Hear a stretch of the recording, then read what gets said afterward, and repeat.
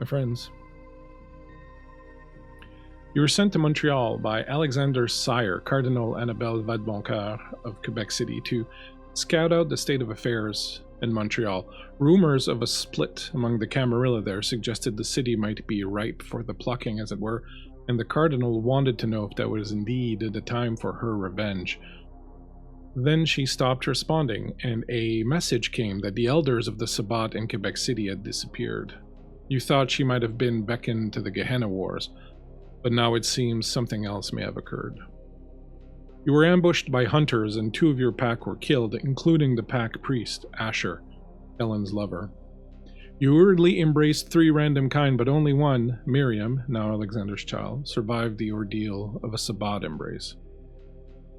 You found a hole to bolt into and hide, with Clovis, another member of your pack, assuming the role of de facto pack priest and performing the Voldery rites, or you're reinforcing the vinculum which binds you, that blood bond that unites all of you. Roz the Tremere struggles. I am sorry, I lost my place in my narration. Roz the Tremere struggles with whether to contact her sire or not to ask for help. Her fear of disappointing in direct conflict with her need for guidance. You went out to feed, and after some misadventure returned to find one of Alexander's contacts, a kindred named Turk, ostensibly an anarch, saying he had been sent to help as promised. In the trunk of his car are Miriam's girlfriend and the husband of her partner, a partner she condemned to death in her struggle to survive the embrace. Things appear to be balanced on the edge of a very sharp knife. On either side is the void, and the way forward is sharp and can bleed you. Change is on the wind, and darkness encroaches.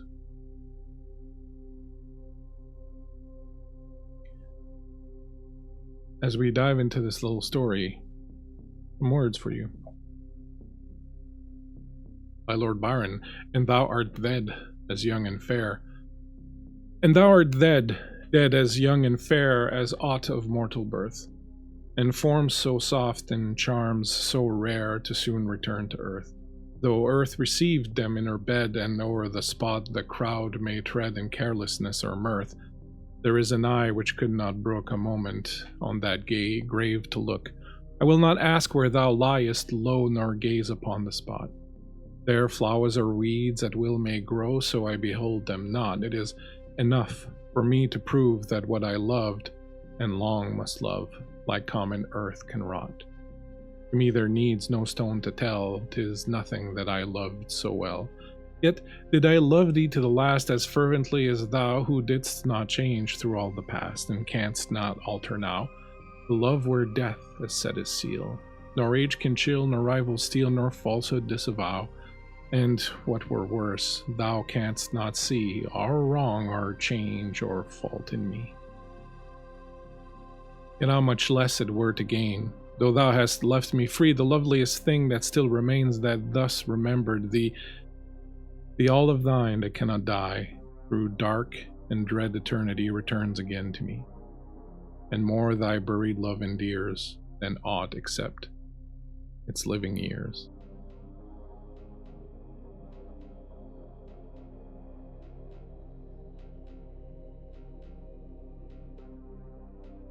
You're in an ambulance, Miriam. You're with Jonathan, your mentor, the one who has been teaching you the ropes. You haven't been doing this job for very long.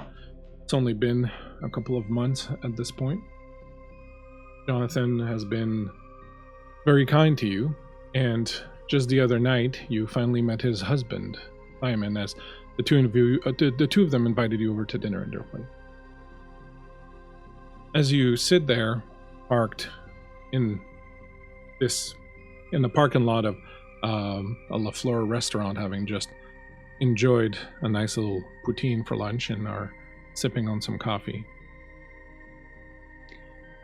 he looks at you and says, "Thanks for coming by the other night. We had a really good time. Simon did also. He thought you were absolutely lovely." Yeah, I mean, thank you so much for inviting me. It was it was really nice, and Simon's great. You two really seem to suit each other well. I married him for his hummus. I mean, have you ever tasted hummus like that before? No, you know what? I can't say I have. Yeah, that's exactly where all that love came from. I was like, yeah, he's handsome, he's got a good job, he's got nice teeth, but the moment I tasted the hummus, let me tell you. Hey, you don't have to. Hey, if you aren't careful, I might take him for the hummus. Well, yeah, might need to get a little operation or two, but who knows how these things go. But how about we just stay friends instead, and you come over, once in a while and enjoy the hummus that way. Yeah, that feels good too. I think that's a perfect victory in my eyes. And I asked this for Simon, of course. I'm absolutely not at all in any way, shape, or form part of this. This is all Simon, but he was wondering. You didn't say anything the other night, but seeing anyone? Is there anyone special in the Saft Heart? No. I mean, who has the time? I just finished school. I just got this job. I'm not exactly jonesing to go out on the town and try to find someone. It's so much work. I'm not sure you're gonna be able to meet someone at work. So I mean, it's either me or really sick people that were, I think that'd be a little gauche if you were to start hitting on some of our clients, patients. You're telling me that wouldn't be a good meet cute? Is that what you're saying? Well, I guess it depends on what we're picking them up for. Yeah. That guy the other day with that thing in his... oh yeah, no, that wouldn't be cute at all. No, that probably gave me nightmares. I'm pretty sure it gave me nightmares. Well, let me tell you this. If that's the worst thing you ever see while on this job, you will have won the lottery. Hey, fingers crossed. It's not too late for me yet. And speaking of fingers, as you look down, you see your fingers are still encrusted with dirt and with dried blood. The dirt from when you dug out of that grave. The dried blood from, well, from pushing whoever it was in that grave with you down so you could escape. The dried blood from the old man you just killed in the palliative care unit while feeding on him. Suddenly it's extremely cold. Your hands are shaken, but you don't feel the cold. You just look down at them and you can hear Alexander's voice talking to the man who came in with the car. They're arguing about something. You're not quite sure what's going on, but your hands are shaking and they're covered in blood. And then you look up and you've disappeared from my screen, so I don't know if you still hear me or not. Perhaps you've decided that this is too much for you. Oh, there we go. Give me a fright there. You gave me a fright. You look up and you see him, this new crazy looking guy that just showed up. I was talking to Alexander. You see him open the trunk of the car. He's got this little fob and doot, and the back of the trunk opens up.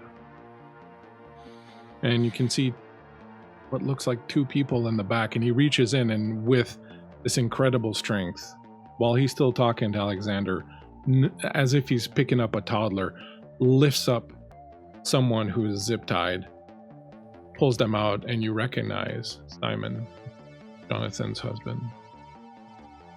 And your hands start to shake a little bit more as he reaches in and pulls out another figure, and this time, you recognize her.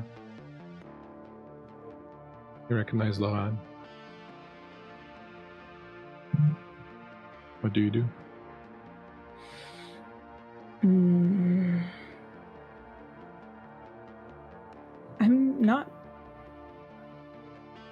I don't say anything. I'm still a bit fuzzy. Very much the morphine that was in the blood of the old man that you drained is still coursing through your body, and it's edging in everything, and everything is like really filled with mess and sort of intangible on the edges of your vision, and you feel as if your head is wrapped up in cotton balls or something. You feel just removed, as if you're staring at yourself, staring at Lauren coming out of that car. It's not real. It's not real. It's just not here. Why would she be here? She's not here.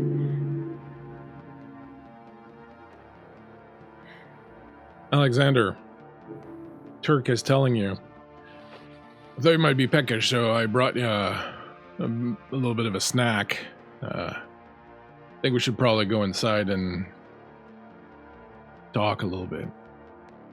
Much appreciated, and yes, we should go inside.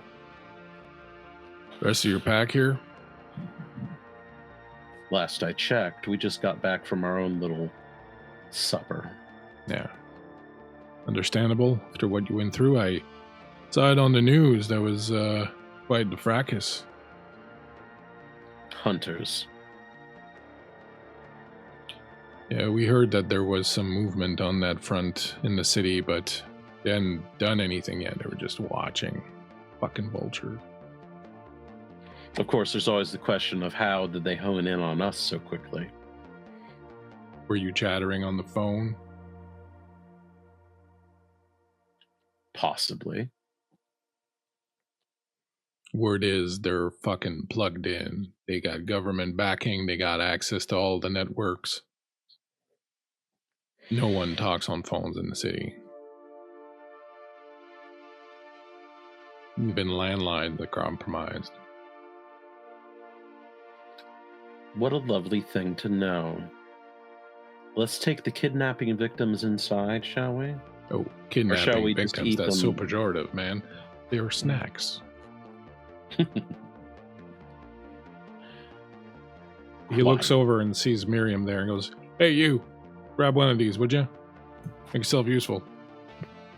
And you breathe a sigh of relief as he grabs Lauren and puts her on his shoulder. Miriam, if you could, Turk, don't order my packmates around. Sorry. Yes. Please. Yes, Alexander. If you would. Miriam slowly walks over, a bit hesitant, but she puts herself behind Simon and sort of holds his wrists behind him and leads him inside. You lead him inside. Roz, you are inside the house. As you're watching all of this happen from the window where you are, you also notice out of the corner of your eye on the porch outside, you see Clovis and Kellen talking, and then Kellen turns around and walks off, and Clovis walks back inside the house. So what are you doing as you're watching all of this happening? There are suddenly a lot of moving parts, and that spells disaster. The less we can control, the more likely things will become out of control. So, Roz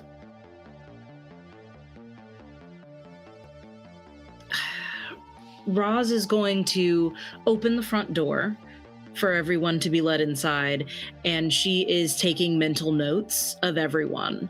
But when Alexander comes in, she gives him like some kind of physical signal that I'm sure they've used before, like 2 pats on the shoulder, so he knows that, you know, Kellen, his probably right hand in our small pack, is not here right now, and not to worry about that. It's more of a I saw her leave.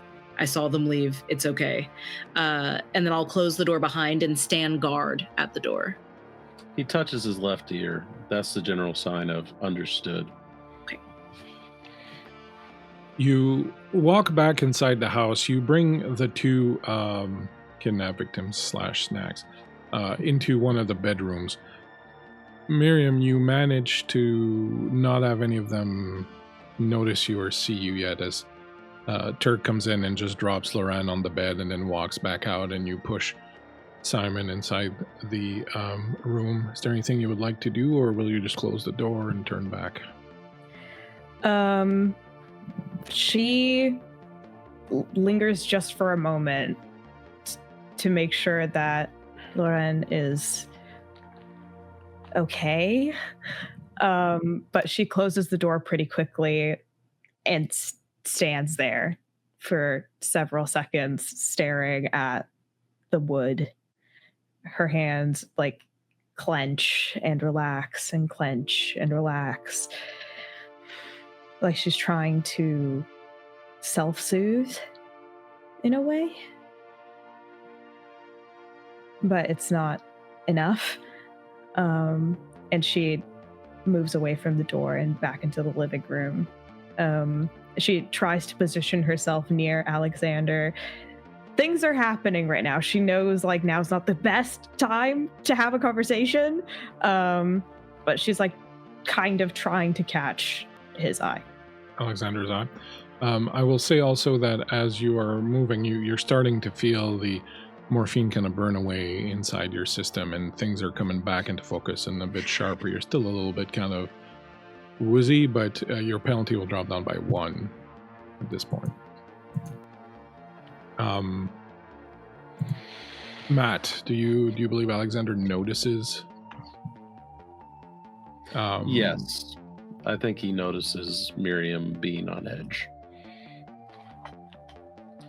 He glances at her, thinking of his obligations to this fledgling, then looks at Miriam and says, "Why don't you sit down and we'll talk once this is over."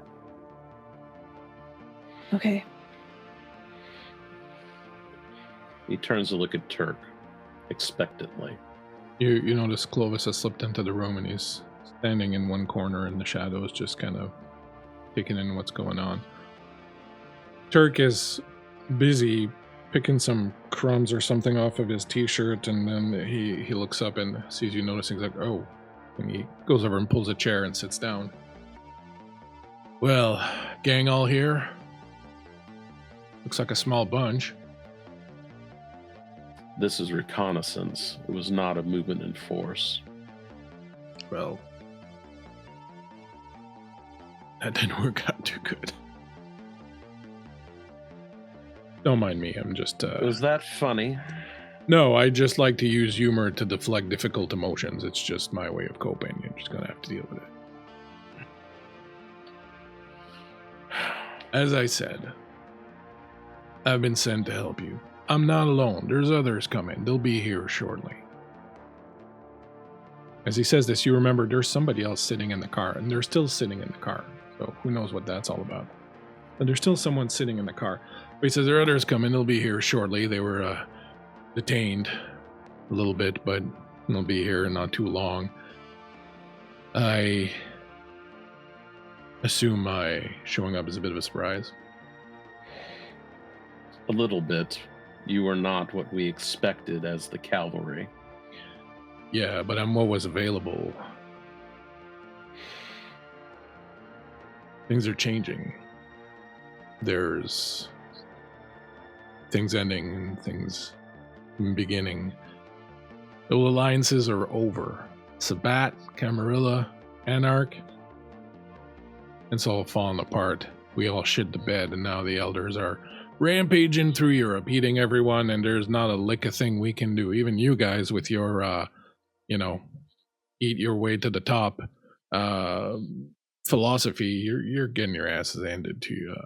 I don't mind telling you that it's kind of ugly, and well, this is where we are right now. It's a brave new world out there, and we got to find a new way to face up to it and to carve our little way into it.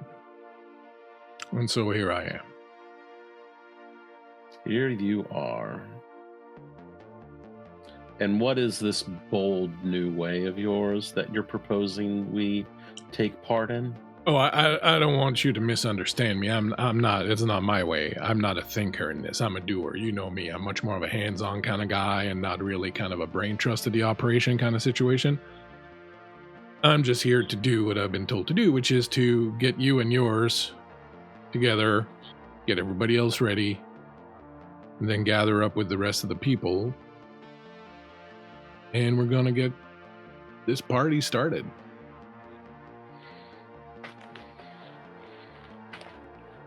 Could you speak a little bit more directly as to who the people are and what the party is? Yeah, two things. One, I'm enjoying this a lot.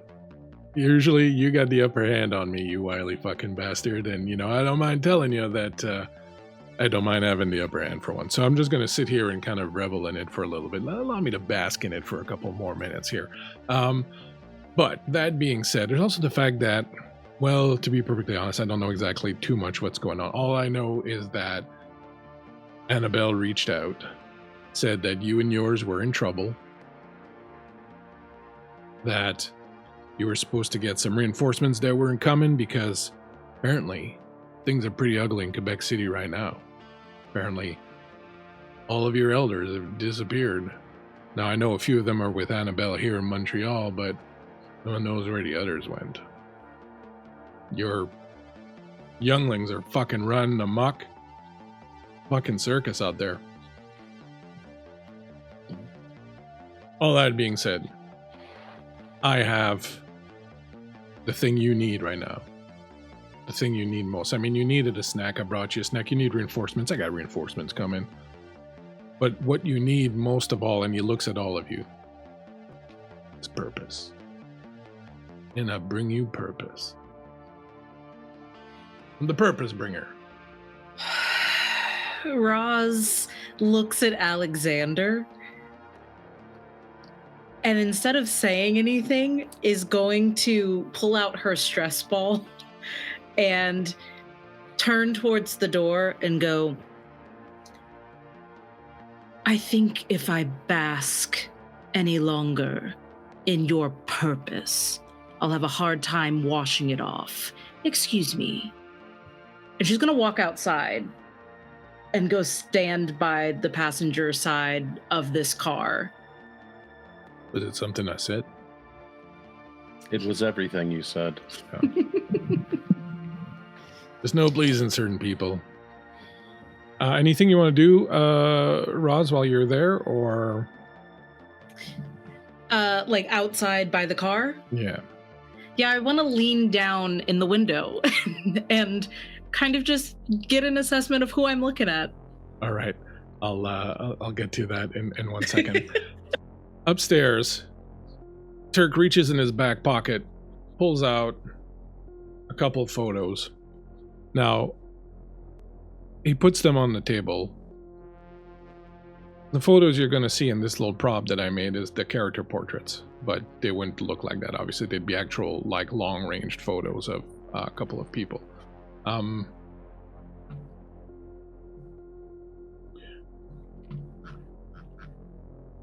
This is a kill mission now. Whatever it was before, whatever it started out as, this is a kill mission now.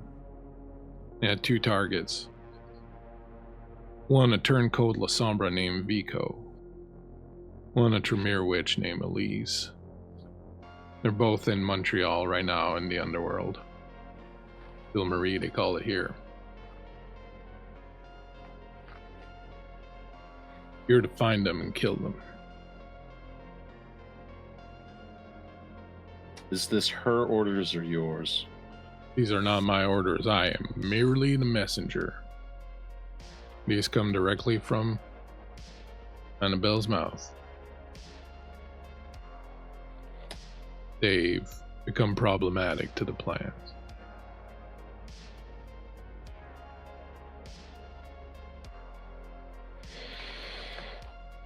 Murder is murder.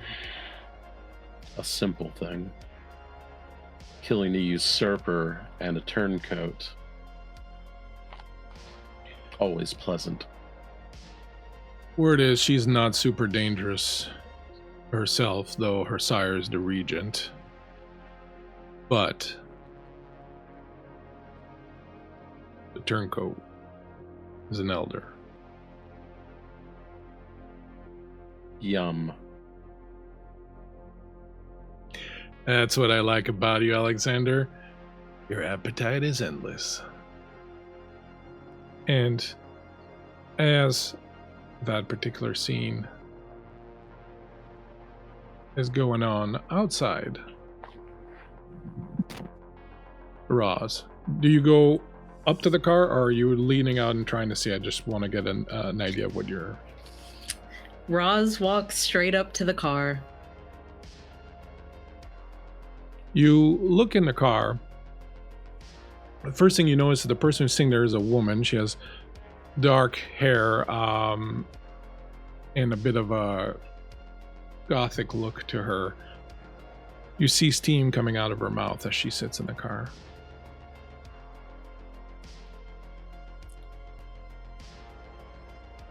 She looks up at you through the window. As you look upon her, there is something off, something wrong, something really deeply corrupted and wrong about her. You can't quite put your finger on it, but there's something incredibly alien and disturbing about her as she looks at you.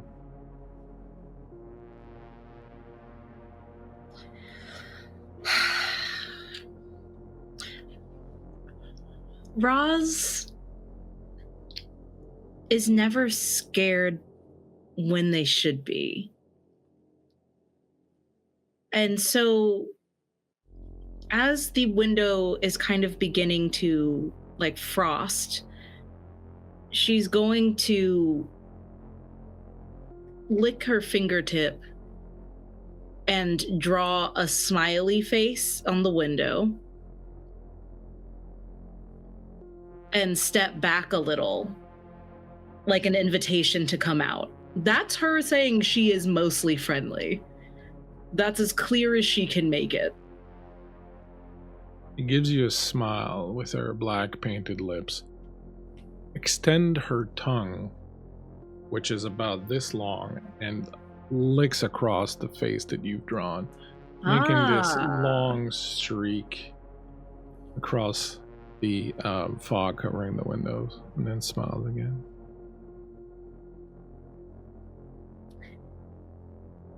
Roz is too curious to let it go, and I think she really should. She puts a hand on the car door as if she is going to open it, and she's gauging the reaction of this woman inside. She's still just looking at you, smiling. You see her reach over, click, unlock the car door. I hate how cocky Roz is. She will look over her shoulder at the house like, Alexander isn't gonna stop me? Alexander right now is busy. You don't even see a single face in the window looking down at you. Yeah, usually this is around the time when someone is like, hey, Roz, rethink this. And no one is around right now. So Roz is going to open the door and say, it's much warmer inside, especially with all the hot air that asshole you rode in with is steaming about. Would you like to join us? She smiles and in an impossibly fast move reaches out to grab you. Woof! Yeah!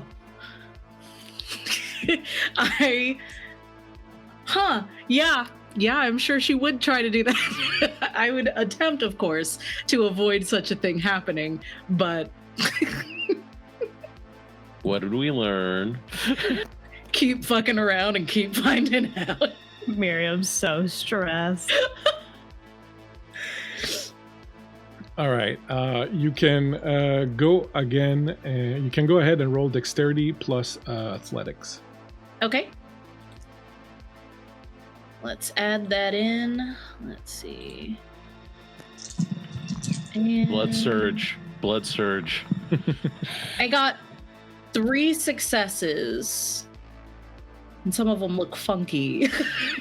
Right. So tell me what you okay, have. yeah. Do you have do you have I got more an than Ankh one the with an Ankh? pips. An Ankh with the pips? Do you have another Ankh? Yes, I have 3 Ankhs total. One's in red, one's got the pips, and one's just the Ankh. Right. So that's a messy critical.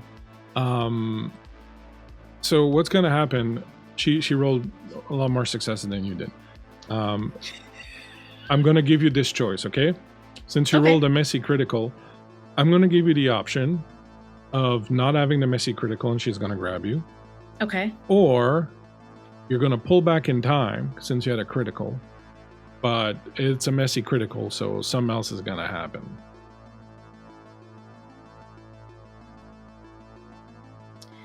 I think truly that Roz's play has been activated. And this is a game. A deadly game, but it's a game. She's going to choose to get back and keep, like, she doesn't get grabbed, but the next thing that happens is unpredictable, but at least it's something happening. So I'll take that second option, please. You pull back just as her hand snatches at air, and you see she's got this little disappointed look on her face when that happens. And you pull back, but you pull back, and the driveway, I don't know if you remember the image I'd shown you of the place, but the driveway is like a slope down. It is covered in black ice. Your feet slip and let go out from under you, and you slip down, and part of you slides down under the car. As you slide down under the car, you're kind of like stuck where your crotch, basically, for lack of a better word, ends up kind of against the tire. So you have like one leg and half your body kind of under the car. Yeah. And the rest of you is on the other side. And you just see her booted foot step out and land on your chest. And she holds you down there, and she leans over and she looks down at you. And she says, I thought you said it was warmer on the inside. You don't want to come in? Roz has this brazen, unhinged, wild smile on her face. And I think very slowly and like deliberately, she's not trying to trick her here, and she wants that to be like communicated and obvious. Deliberately and slowly places a hand over the foot of her boot and says, "Is that an invitation?" Well, what did you think it was? I thought it was going to be something a little more fun. Did you think we were going to tussle? I don't tussle. And she'll take her hand back off. Both up. I think she's just curious to see if she's going to get squashed. She's toying with something here. Bigger than her, faster than her. She doesn't even have that much force down on you. You could easily get out if you want. She's just kind of looking at you in a very curious manner. And she says, well, what do you want to do? Do you want to just lay there all night?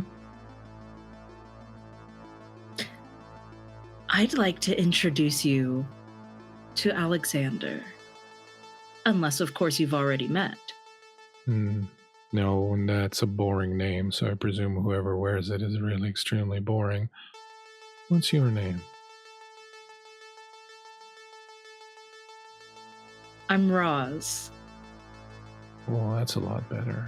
That short for something? Rosalind? Rose? Rosie? Rosamond? Just Roz. My name's Prudence. Which we know you lack. I don't lack much, I can assure you of that. And she'll start to push against the boot as if she's gonna get up. She'll let you up. Yeah. How tall is she compared to me? I'm like 5'7", 5'8". I'm medium height. Yeah, she's about the same height. She's pretty small. I think Roz takes a couple of sniffs. Like she's trying to identify what's going on here with this person. And goes, why would they bring you to save us? I'm here to save you. Why? Do you need saving, little Roz? I've never been saved a day in my life. Oof. That's dereliction of duty. It's never too late to start.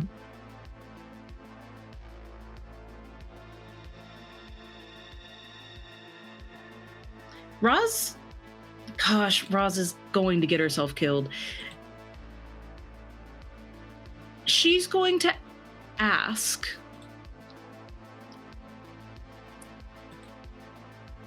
for a taste. A taste of what exactly?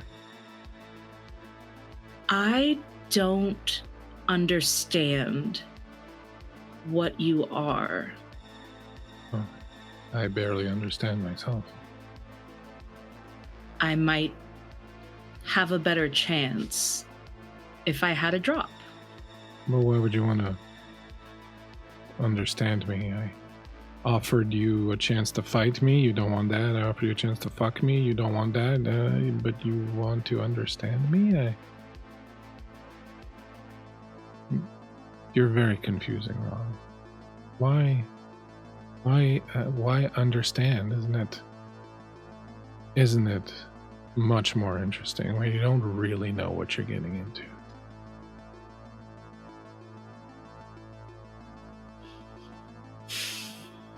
I think unconsciously, she's throwing that ball against the back of the car and catching it behind her back. There's a small rhythm as she's thinking this through. She's towing the line of something that she can't really get her fingers around. And I think that's too exciting for her.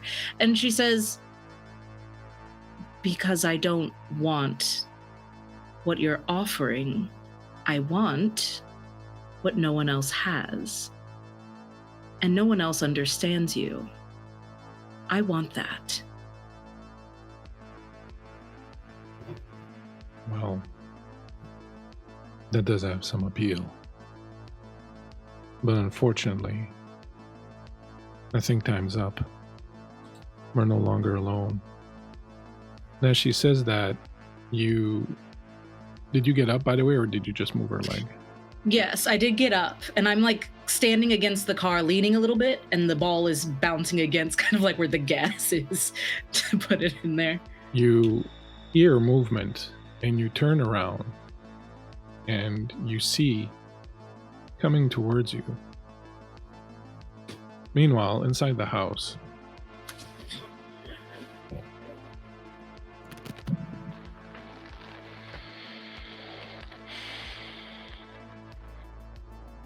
what's happening? What's Alexander doing? What is Miriam doing?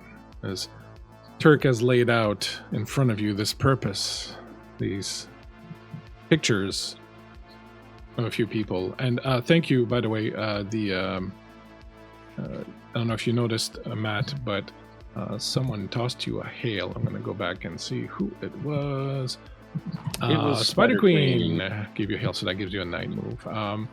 So 9 moves, in case you need to know. Varl is keeping track of them. Yeah, Big Boy just redeemed hail for Roz.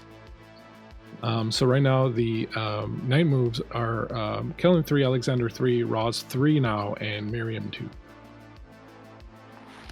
Oh, Miriam just got 1, so everyone's at 3. There you go. Thank you so much, Ian. Yeah, so as he's put down these pictures in front of you of the two, and I'm going to put them on so Ian sees them, because I think Ian's going to love seeing who the targets are. That's for you, Ian. The targets that they've been assigned. What are the two of you doing? He would be interrogating Turk as to details about the targets, where they are, where they're known to be, the names, known associates. Miriam's listening to this. She's doing her best to pay attention and learn, because that's what the point is of her being here. But her eye just keeps wandering back to that door down the hallway where she knows them, and she needs to talk to Alexander so bad. Do you want to try to get his attention again? I think like the longer this takes, Miriam's noticed that Roz has left and gone outside, and she's like, okay, that's something. And Alexander is interrogating Turk, who she's not particularly fond of. I think she's going to approach Alexander and under the guise of wanting to talk about this, is going to be like, can we talk about this for a second? Please? He gives Miriam a long look, but senses the urgency of it and doesn't think that she's one to fake urgency. If you would give us a moment. He heads over to the guess, man. Is she new? She's got that new car smell to her. What a lovely way of putting that. Get anything to eat in this place? And he gets up and goes over to the fridge while the two of you move to the side. Disgusting. I go to the bedroom opposite of the one with the hostages in it.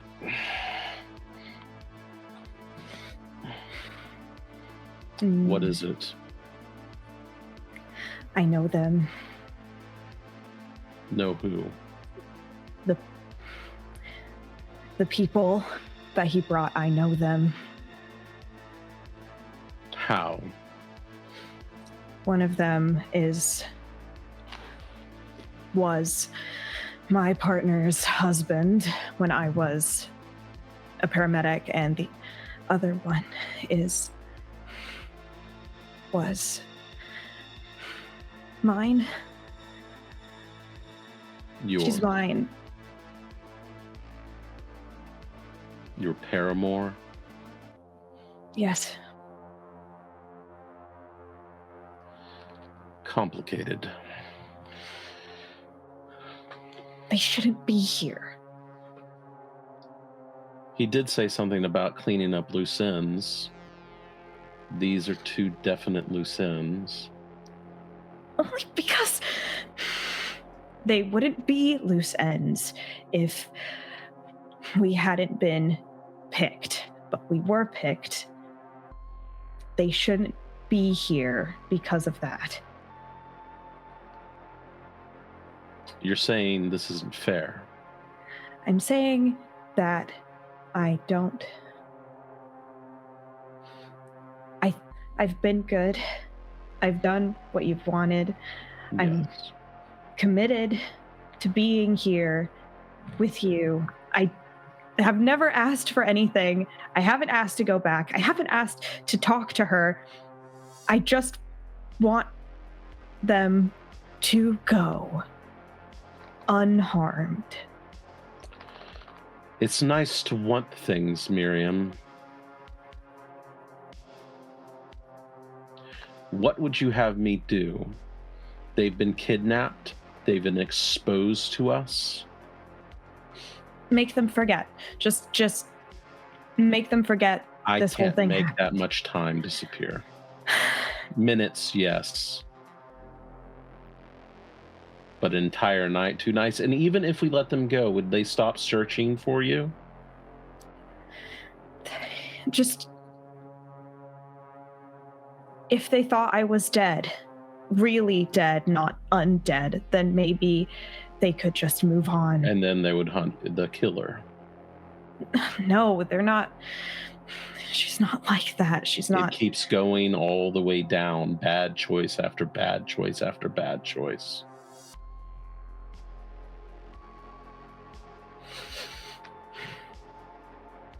You're going to learn something. The solution in this world is usually death.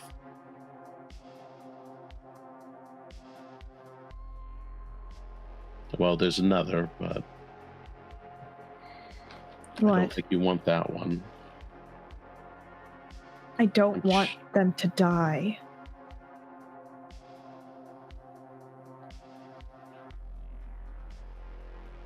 We can save one of them.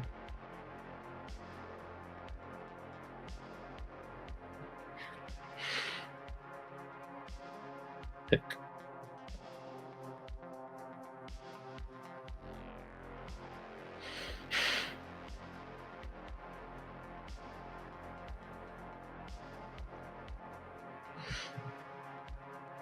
I pick her. Of course I would pick her. Then there are 2 options in this world for those who you would save after entering this world. You can make them a servant through your blood, and they will love you like you have never been loved before, with absolute duty, absolute servitude.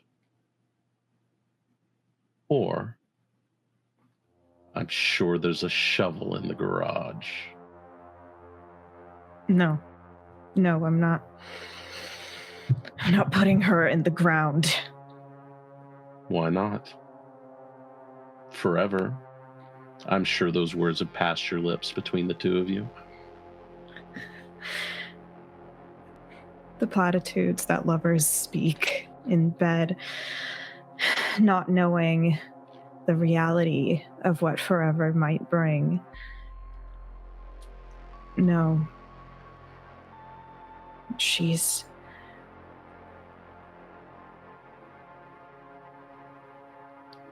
human. She stays human.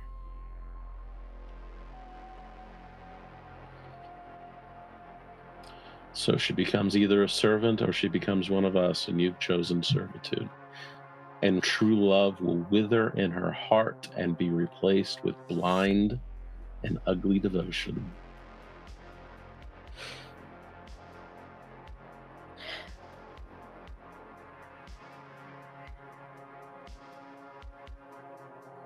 Or she can die tonight.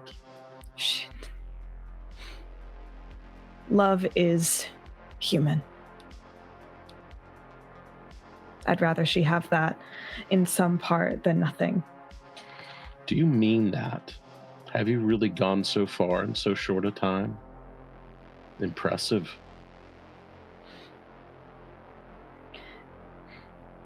There's no right decision here.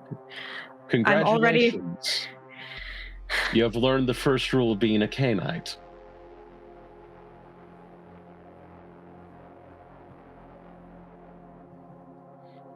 There are no right decisions. There are the decisions available to you. The illusion of right and wrong decisions is no longer yours to keep. You are now the apex. You are beyond such petty peasant morality.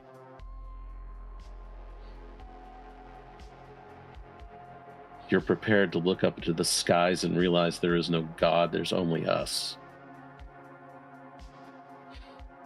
Looking down on mortals. I already knew that much. But now you are judge on high. Personally, I would have embraced her, but I'm impressed you didn't.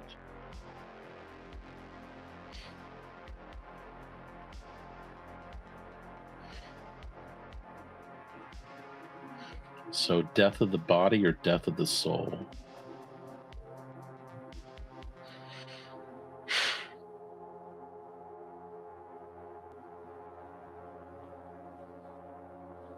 What is a soul? More than you know. There's much I don't know yet.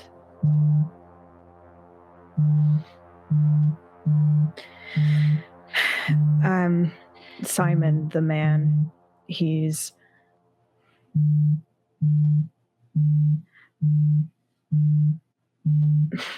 I'm not going to ask to save him. I already chose, but if he could avoid unnecessary suffering, then I would appreciate it. Do not worry. The wolf does not torture the deer. It takes.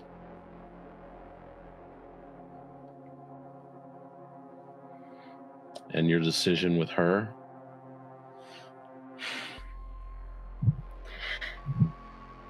If she serves me, then I can protect her better that way. I can order her to go away and forget. And it'll be better. No. She must feed from you for 3 nights. And then you must feed her regularly, lest all her years catch up with her. And I forgot to say, as your servant, she shares the gift of mortality so long as you feed her your precious blood. Her devotion will grow and her flesh will not age, except for if she forsakes you or you refuse to feed her, then all of her years will catch up with her in a day.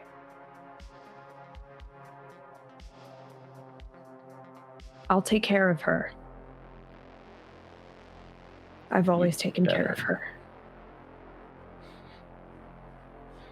I'm responsible. Thank you for your guidance. You're a free Cainite. I'll take him into the other room and you can have a moment with her. Thank you. Alexander crosses over into the room where the 2 hostages are and unceremoniously grabs Simon and drags him into the other bedroom. As you do, you see Turk sitting at the table. He's made a big sandwich. He's like, "Guys about done? All they got's that shitty fucking bologna with like fucking olives in it and shit. It's disgusting." Turk, this is not the first time you've ever heard this, but I'm going to repeat it. Fuck off. Yeah, right. It's not the first time. You drag Simon away into the other room. He is beyond fighting at this point. He barely puts up much of a fight, and you drag him with 0 issues whatsoever. Miriam, you see the door where Lorraine is open. I walk to the doorway and I look in. As you do, outside, Roz, you turn around whatever you were expecting to see, whatever you thought was coming towards you, this is not it. This is absolutely not it. A large group, at least 20, probably more, of humans, naked, walking up the street, almost shambling, walking towards the house where you're standing. As you watch them, first of all, you are perhaps thankful it's about 3 a.m, so the neighborhood is really dark and quiet.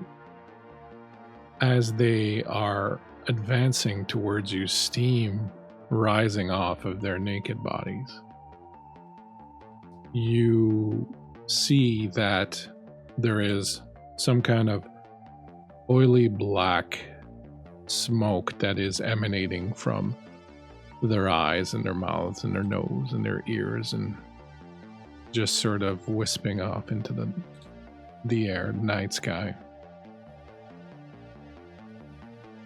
And they are shambling and approaching, and not zombie-like, but definitely moving steadily, but without rushing or without any sort of grace whatsoever.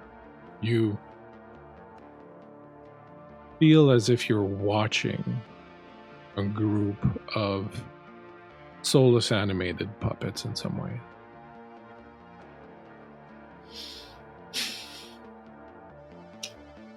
This new person with me, does she look surprised to see this? No, she gets out of the car, in fact, and closes the door behind her. And as she does, and you look back at her, you notice something. One, she has something you kind of noticed a little bit perhaps before, but she has a tattoo in the middle of her chest that looks like some kind of inverted triangle done in layers. And as the group of humans approach, you notice that while they are not wearing any clothes or have any sort of jewelry about them, all of them have on their forearm the same mark.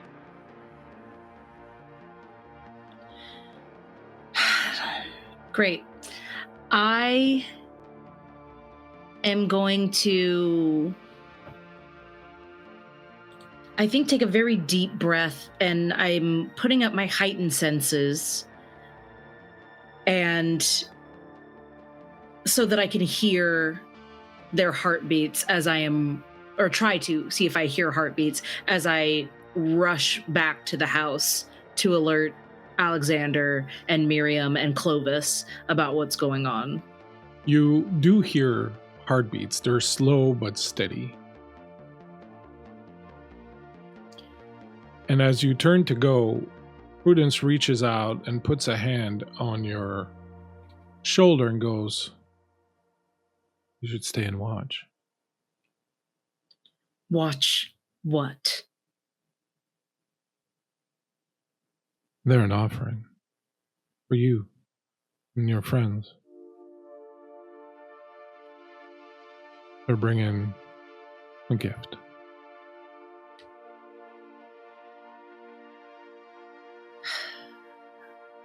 "23 and 3. 23 women, 3 men. They've traveled very, very far and very long to get here.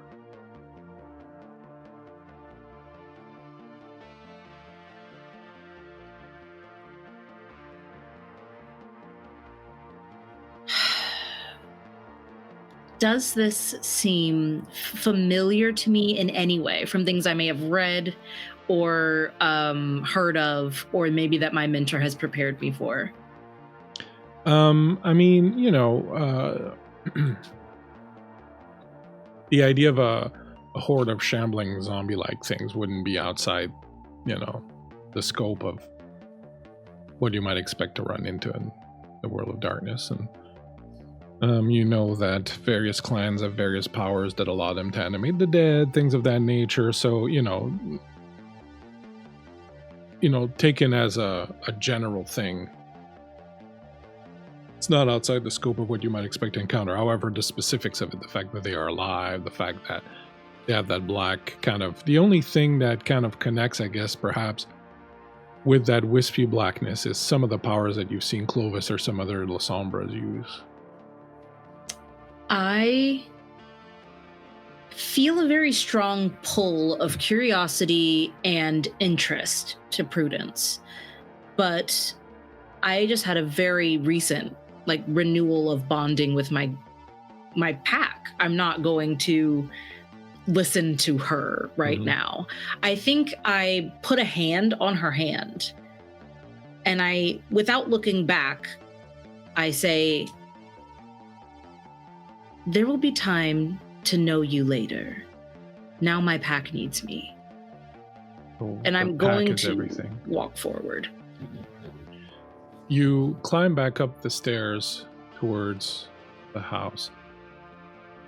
Meanwhile, inside, Miriam, you stand at the doorway.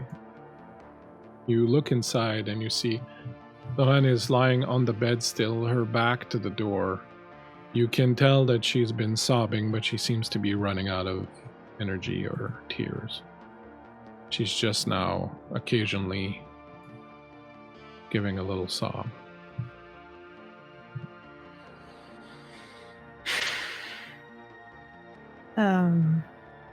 She sucks in a small, unnecessary breath and steps inside and closes the door behind her.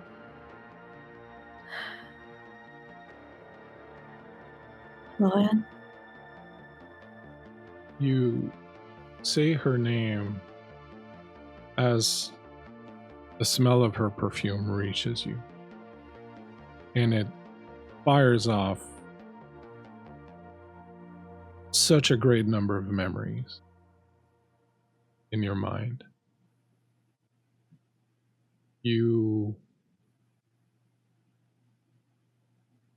remember the sound of her laugh. You remember the smell of her hair.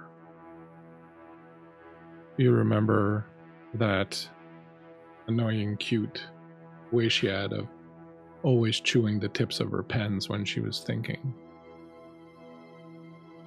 You remember how she had this thing about when you had a candlelit dinner, the candles could not be between the two of you. They had to be off to the side.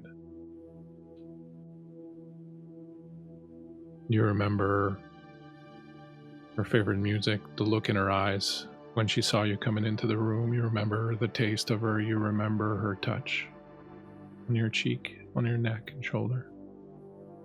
All of this coming back to you in this gigantic wave that cuts through the rest of the morphine in your blood and cuts through everything else.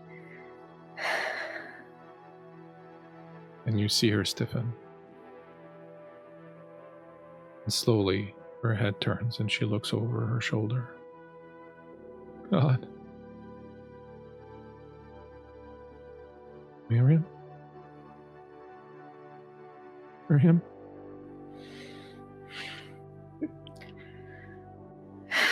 Sorry. My love. What's happening? What's happening? Shh. Miriam's going to walk towards the bed. And she's going to sit on the mattress and reach out to stroke her hair. It's okay. It's all going to be okay.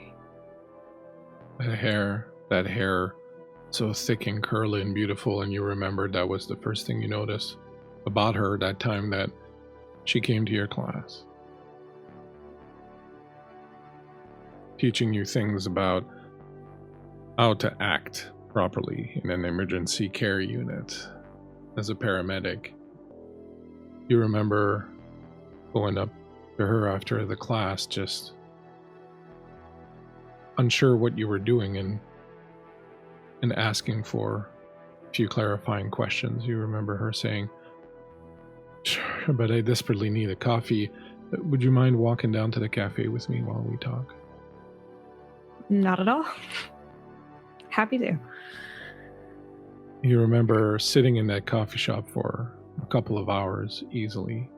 10 minutes of shop talk turning to questions, answers, talk about things that you'd done, things you wanted to do, things you liked, things you didn't like. You remember how deeply humane she felt. So full of warmth and light, even though as the head of an ICU unit she'd seen every horrible thing under the sun.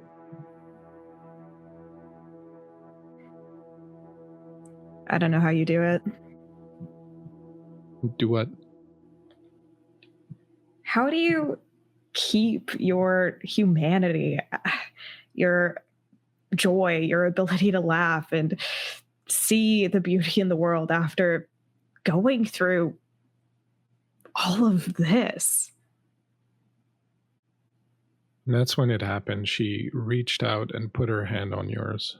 Her hand around your coffee mug. It was the first physical contact you had. The gentleness of it made you shiver. You knew that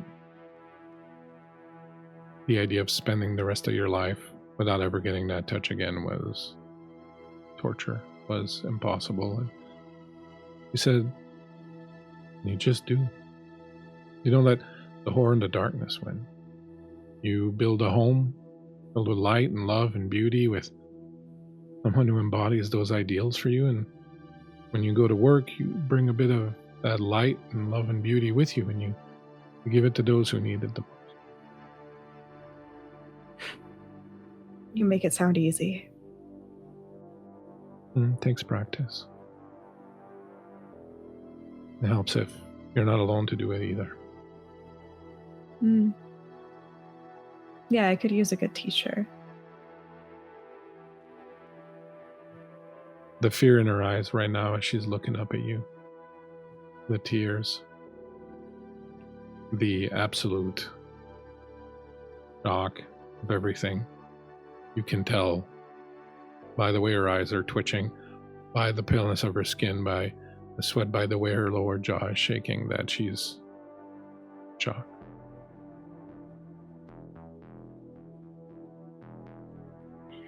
Oh, why are we here? We're here because I was chosen for something bigger than either one of us could ever have imagined. And I never meant for you to be here.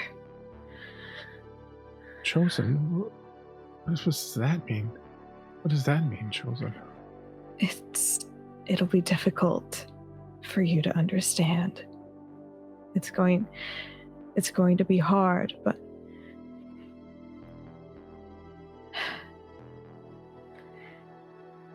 the only thing that I need you to know, that I need you to hold on to right now, is that I love you more than anything, more than I will ever love anything. And I'm going to change a lot. You told me once that we couldn't let the darkness win, but I can't do that anymore. What do you mean? What are you talking about? You're not making any sense. You're not making any sense at all, Miriam. Who are these people? Why are you with them? I thought you'd been kidnapped. What are they holding you? Are they holding you against your will? Or have they hurt you? Is this some kind of cult?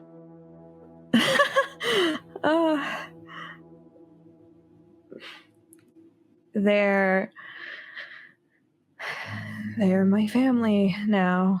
They're my pack. They are bound to me, and you'll be bound to me too. in a different way. Miriam, have you taken something? How long has this been going on, Miriam? Baby, please. Honey, how long has this been going on? You're scaring me. You're really, really scaring me right now. I know. We're being scared is going to be something that happens a lot. I'm going to try to keep you safe. I'm going to take care of you, okay? I promised I would always take care of you, and I will take care of you, but things are going to be different now. I'll explain everything, I promise, but not right now. Right now, there are things happening, and I need to help them. They need my help. No, you need to get away. You need to get away, Miriam. Baby, you need to get away, and if me dying is going to give you even one more night, maybe I'll do it. No. You're mine. You're not going to die. You're going to be okay. I'm going to be okay. I promise. I'm going to go now. And when I come back,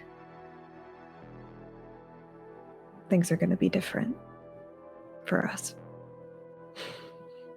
She looks at you and she says, "Don't let the horror and the darkness win. And you keep some light and love and beauty, and you carry it with you."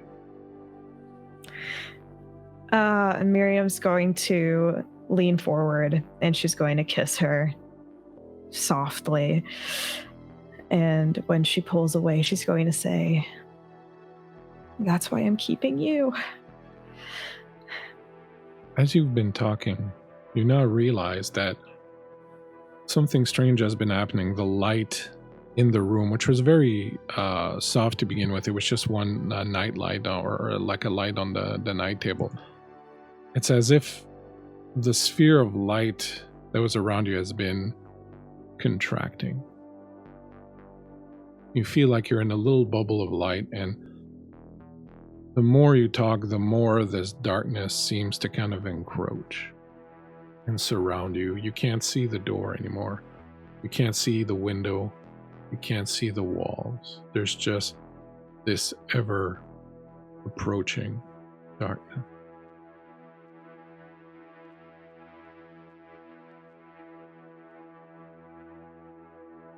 What do you do?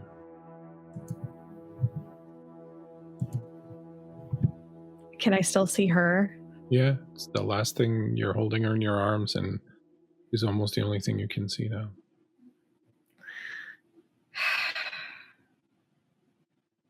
I'm holding her just for another moment. And then I let her go. I back up into the darkness. You can't even see her anymore. They're all alone. It's completely dark. You have no clue which way is which. And then you hear a voice that says, "Well, you've finally tasted the truth of nothingness. Nothingness is all that matters. And the world is filled with those who don't deserve it. Let's talk." Meanwhile, outside, Alexander, you've moved Simon into the other room. You've come back to the kitchen. Turk's finishing his sandwiches. Simon is dead at this point, probably. Okay, yeah, so do you do that? Yes. Quick or slow? Quick. I made a promise. The wolf does not torture the deer. The wolf feeds. Smell blood. Did you do something naughty? No more than usual. Which, for you, leaves a lot of room for naughtiness. All our yesterdays are have lighted fools the way to dusty death. Shall we continue? Yeah, I love it when you recite poetry, man. Hits me right there, you know? So, what's the haps? Where's Roz? As you say that, you hear footsteps running up the side steps of the porch, and then you see Roz coming around by the door. Roz. It's been said it's a gift, but also this woman Prudence seems highly untrustworthy. So I instead just give the knock that I give with like, you need to come see this, but you don't need to come outside. And it's that's getting complicated. You need to come see us, but you don't need to come outside. Don't put your shoes on. Come to the window knock. Okay. It's just like a and it's like a very quick succession, and then she turns around to guard the door just in case she needs to, because Kellum is not here. So she's going to physically make sure that her body, if something is untoward here, they're going to have to rip her apart to get inside, but Alexander should know there's something afoot. What does Alexander do? Alexander moves swiftly to the window and looks outside, and I'm assuming sees 20 half-naked individuals. 26 in fact. 23 and 3. 23 women and 3 men. Very specific. He looks and then looks back at Turk and says, "What is going on out there?" Oh shit, are they here? Who are they? He gets up and he walks up. There's to the window. a lot of theys in the things that we're talking about. I would like some. I'm all for pronouns, but I'd like some nouns to go with them. He comes up, looks out the window. Holy shit! They actually made it. Wait a minute, are there really? And he starts counting. Well, Jesus fucking Christ! Once again, they. Who are they? Your reinforcements, man. Reinforcements. And the best part is we're not even gonna need shovels. They're already all prepped for you. They've been macerating and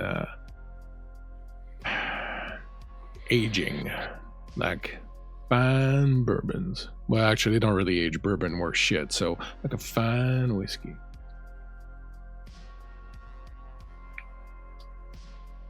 What are they? They are your gift. And as the two of you watch, you see them crowding into the parking, into the driveway again, which has that slope, and there's the car there, and you notice that Prudence has stepped aside and she's like on the steps now leaning up. And these 26 humans all gather standing next to each other and look up at the window where you are, Alexander. You see this black, oily smoke start coming out of every orifice of their body, leaking out of their pores. Just this pure darkness. There's this low moan that reaches your ears, and it's a mix between ecstasy and abject pain. And one by one, you see them start dropping to the ground. All these bodies, one on top of each other, 26 of them, filling up this little driveway, piling up as this liquid drapes over all of them, and the smoke rises up into the night sky.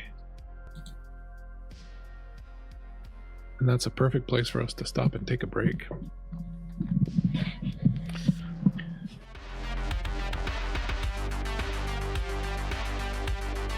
Thanks so much for joining us, everyone, for sticking around as we took a little break, a little Titan. We are back just before the break. Nothing too outlandish happened. We had some heartwarming moments between Miriam and her girlfriend.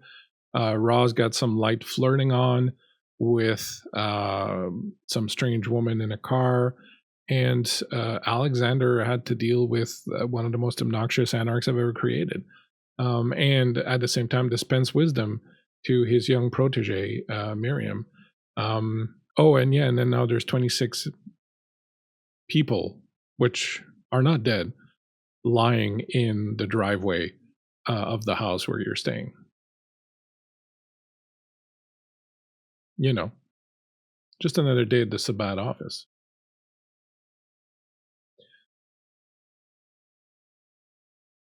Roz.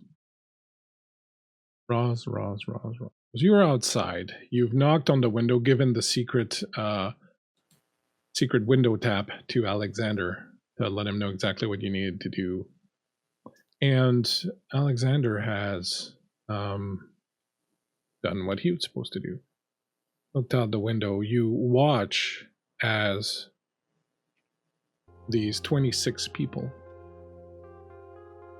fall to the ground, one on top of each other. You can see that they're still breathing. You can see steam rising off of them. You can see this black smoke and this oiliness that's kind of dripping around. So they're clearly still alive. They haven't dropped dead or anything. But as you stand there and watch this, and as you see that Prudence is looking at you out of the corner of her eye, you're starting to feel the darkness around you kind of encroaching. At first you thought maybe the porch light had gone out, but then you see it's still there. It's just extremely dim, and the street lights, you can't see them anymore, and this darkness is sort of encroaching and closing in on you.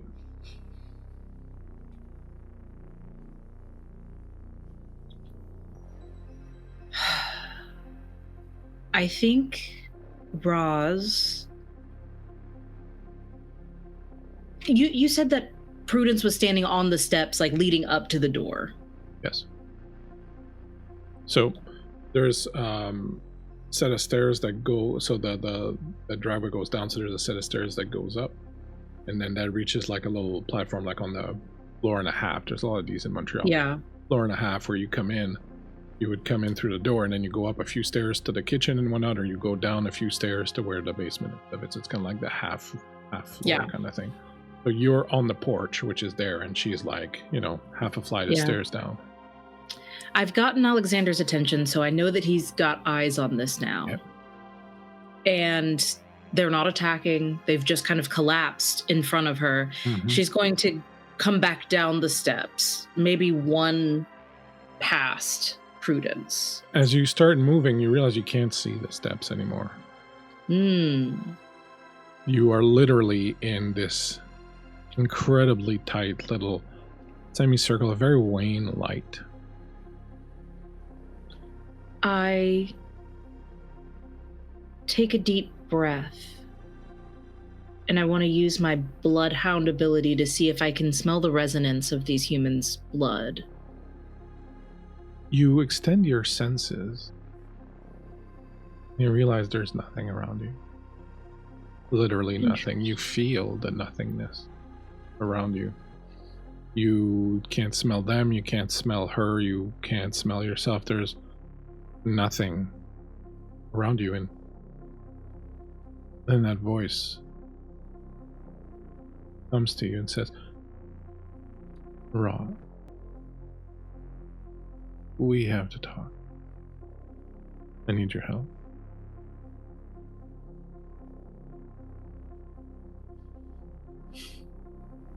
Do I know this voice? It's a strange mixture, because at first you thought it was Clovis. It kind of sounded like, but it started kind of like merging into something else. And you can still kind of hear the echo of his voice underneath it, but There's definitely another voice there. I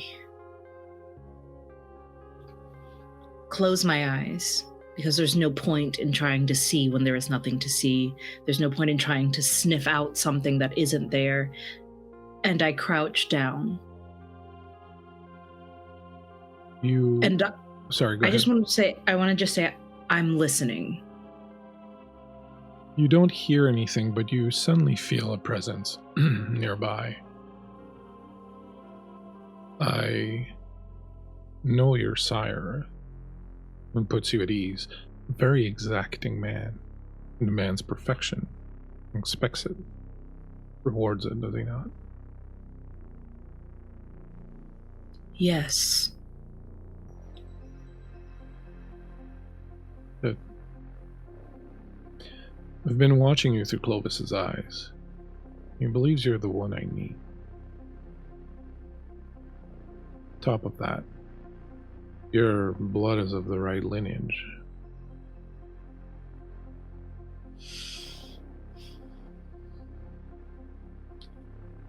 I can see things are a little tense where you are. Do you appreciate the gift that's been given you? You should know it's not from me, but I used them to travel.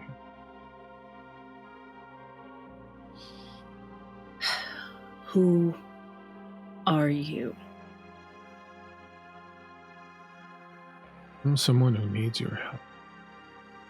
Open your eyes.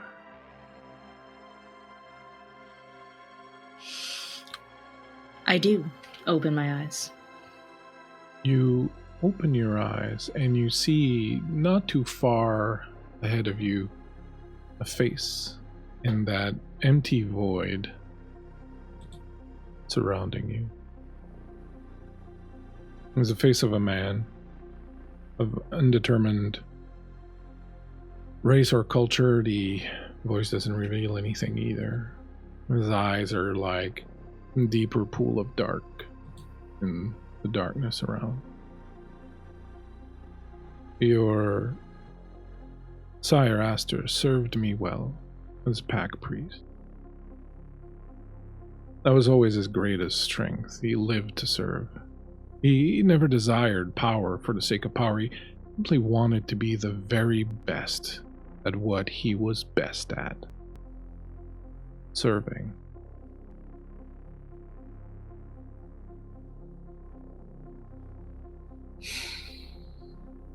We're alike in that regard.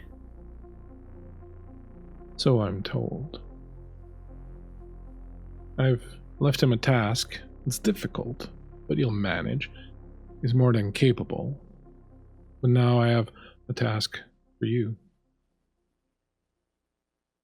Your task will be difficult, but not beyond your means, and you'll be saving yourself at the same time. There's nothing beyond my means.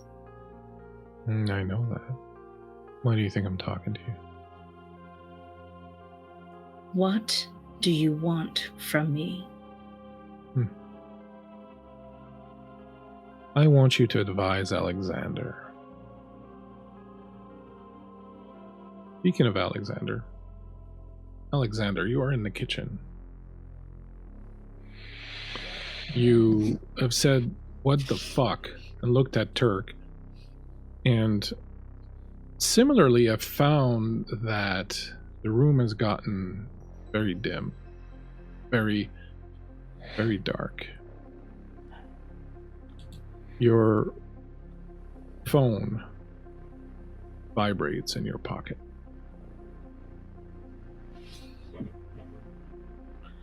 I slowly pull it out and kind of look at it with half an eye while I keep an eye on the room. It is a call from your sire's number, but not a message this time. It is an actual call.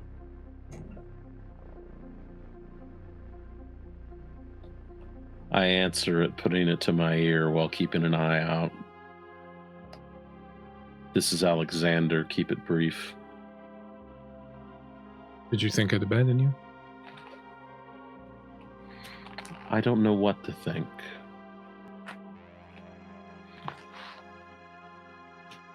I never fully explained why I chose you, did I?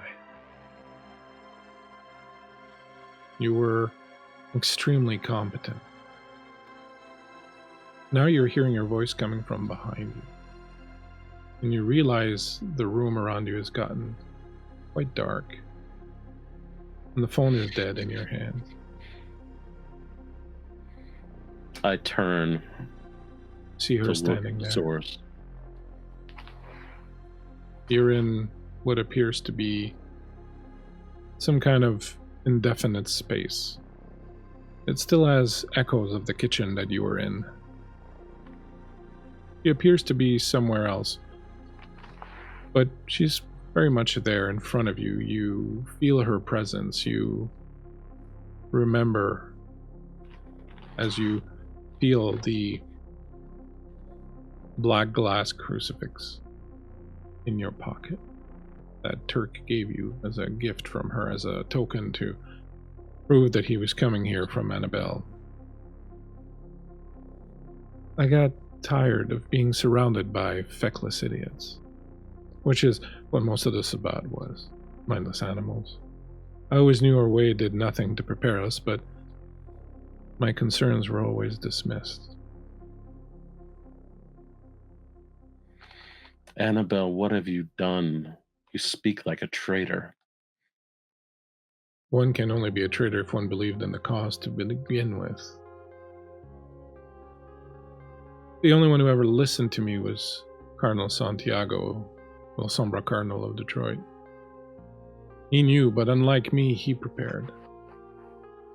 He saw the blood on the wall, and as soon as Gehenna began, he and his brood defected to the Camarilla, putting a sizable wall of disciplined meat between himself and the elders. Very smart. I could never stomach the Cam any more than I could stomach our own people. We had a mission. We had a cause. We had faith. We still do. But this time we're going to choose to believe in ourselves. We're going to choose to make ourselves the cause. We who know better. You speak in the plural.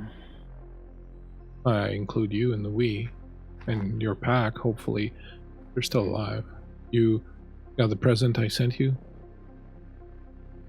It should be easy enough to turn them, and then you'll have 26 new soldiers at your command. You won't even need to bury them. They've been prepared. Not a shred of humanity left in any of them. They've been kept away for several decades in a place that takes moments to drain everything that makes one human away from one. They are prepared. Anabelle, I fought for a faith. Cain spoke to us through those rites. Cain? Cain? Cain created this. Cain created these elders, created this situation, created this world, and now we're forced to contend with it. I'm asking you to have faith in yourself. I'm asking you to have faith in me, the same way you have faith in your pack. Have faith in the people around you, Alexander. The people whose blood is shed for you, the people who listen to you, the people who look up to you for advice and for wisdom, which you dispense so well. I chose you because you were competent.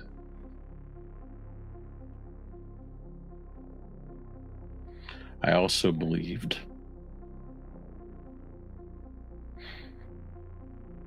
Belief is a malleable thing. No, it's not. We survive on faith and blood. That's what made us different from those who kowtowed to the elders or worshipped power. We had faith against all of that. The Dark Father was not a god to us, he was a guide. If you say I dispense wisdom, I dispense his wisdom as much as my own. I stand with he who defied angels and who was betrayed by his childer. He didn't create this world.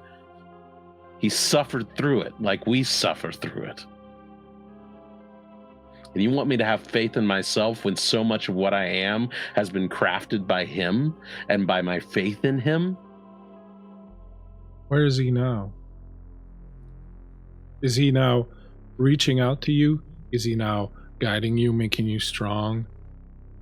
Is he listening to you?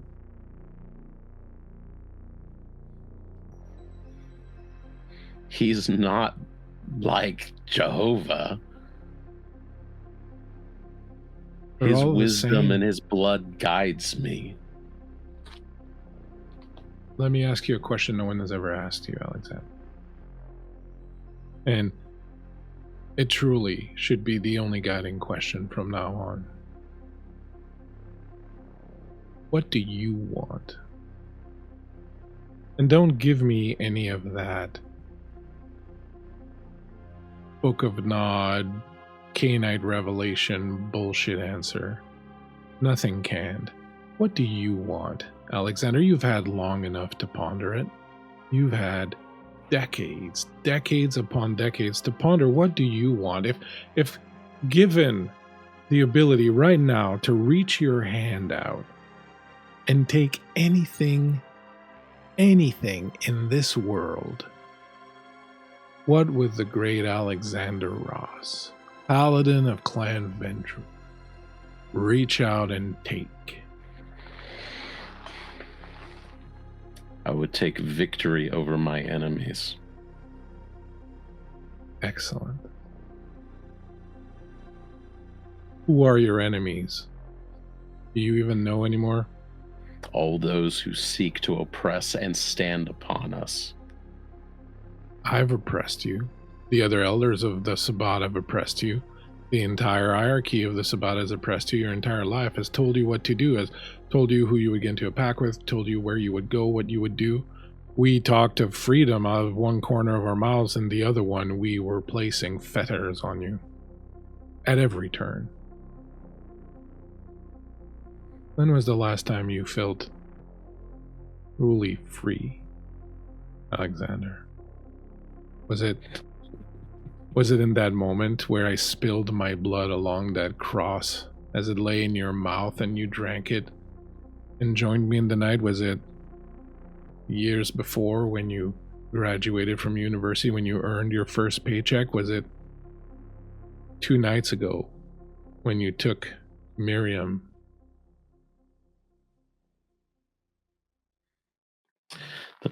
I cannot remember the last time I felt truly free, but I remember the next time.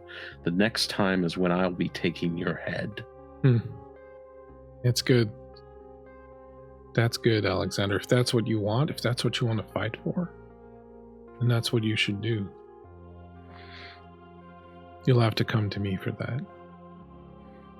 And I've given you the means to do that. I will not serve. I will not serve the elders. I will not serve greed, and I will not be offered the prize of power in exchange for chains and slavery. My poor Alexander. You've been serving since the minute you drank my blood.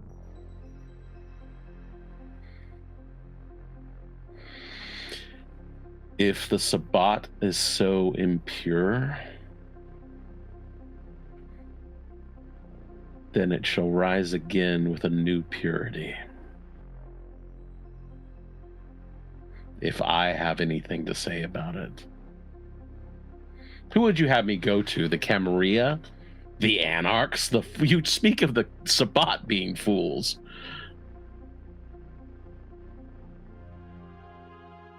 Where would you have me go? The Sabbat's done, the Camarilla is done, the Anarch's done. None of them can resist the elders. But I have met one who can. She is here in the city. I am with her now. She has reached through time. She has tasted everything in this world. She knows what to do. And now she has your devotion?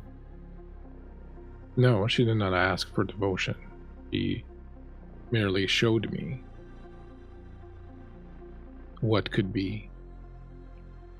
And for the first time in my life, I felt like someone was showing me an image they had taken in my head. A world free of the elders, free of the internal warfare of the Sabbat, free of the sectarian violence with the Camarilla, a place where we can simply make the world we want.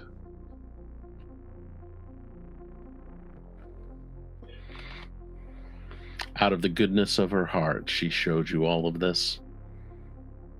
You know better, Pat. Enlighten me. Let me tell you of the Black Pyramid. Meanwhile, Miriam.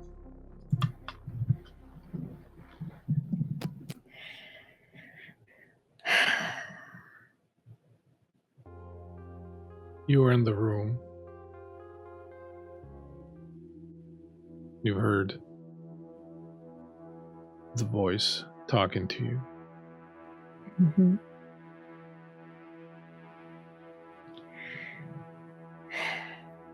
Miriam takes this in, and I would like to use her ability, Sense the Unseen, to try and gain additional insight into what is happening. You reach out with your senses, and you can feel very distantly the presence of Loran nearby, as if she is hiding behind a veil of some sort, perhaps, but she's nearby. Mm-hmm. And there's another presence near you, and as you reach out with your senses, you discover Clovis standing in the shadow in the corner of the room. I turn to face him. You found me. Why were you hiding?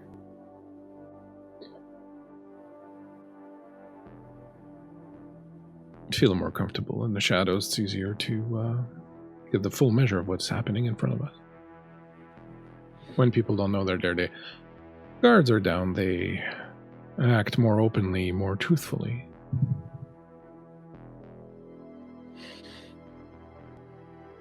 What do you want, Clovis?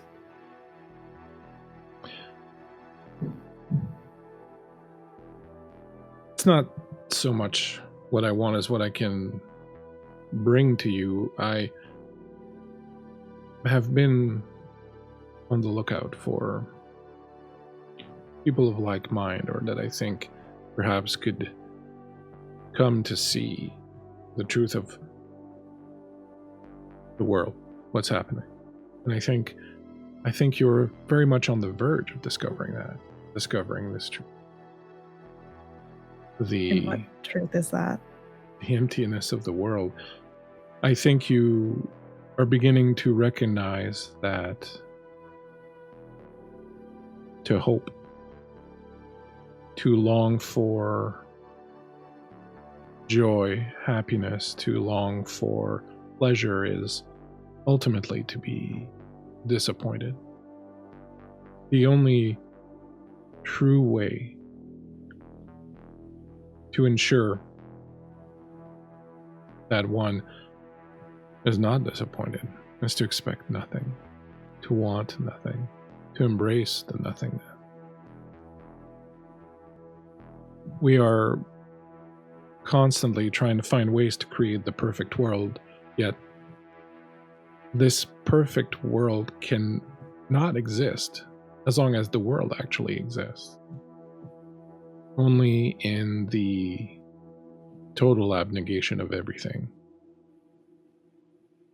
can this world be remade as it should be. It's gone way too far. I think you can probably appreciate that.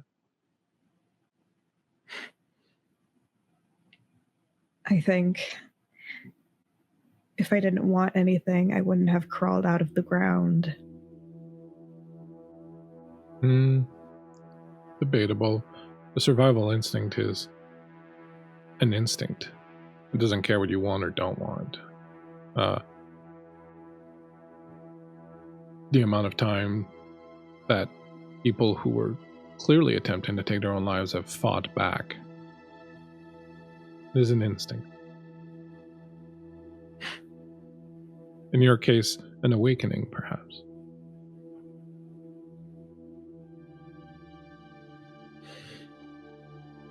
I don't seek to give you anything to do. I don't have any goals other than to perhaps get you to see what you already feel, I think.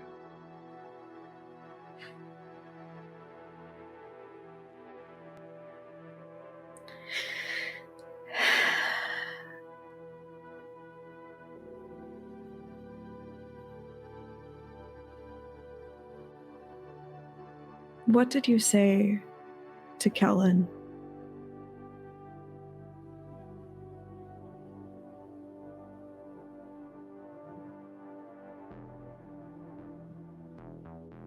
Kellen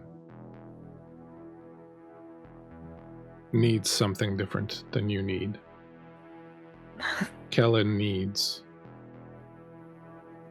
to come to terms with what happened to Asher. I suggested there was somewhere they could go to find something of Asher's that might help with that. I was not lying. I am truly only hoping to help Kellen. The same way I'm trying to help you. Just to each his own medicine. But I don't understand. What do you hope to achieve? What's the point? What are Nothing. you doing? Nothing.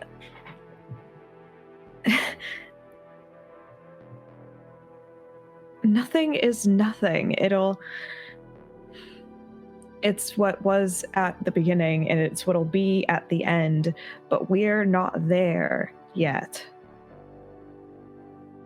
May I show you something?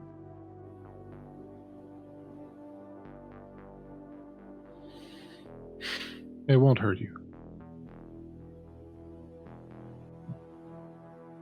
Are you still a part of our pack? Very much. Lotus? I, in fact, insisted that we participate in the Volderie. If you remember, I felt that we were in danger of shattering, and I felt that it was important for us to renew our bonds. I want only the best for each and every one of us. Again, to each his own medicine. I want what's best for you. Then show me. He approaches slowly, very slowly, and raises his hand up and puts the tip of his fingers over your eyes. And this darkness descends upon your eyes. And as it envelops you, you feel the greatest, most profound sense of peace you have ever felt. All your anxiety, all your fears, all your pain, the anguish that you were feeling about the decision you needed to make about Laurent, all of it simply gone. There is an emptiness there, but it is not an emptiness that is nothingness. It is an emptiness that is peaceful. It is an emptiness that tells you whatever happens is fine because you don't have any expectations. You don't anticipate anything. You are simply being in the moment. There's this serene quality to the void around you that feels like a perfect embrace. You feel something there in that deep darkness, in that abyss, watching you, waiting. Every single ounce of disappointment, pain, fear you've ever felt is completely gone. And then suddenly you're seeing again, and he's removing his fingers from your face.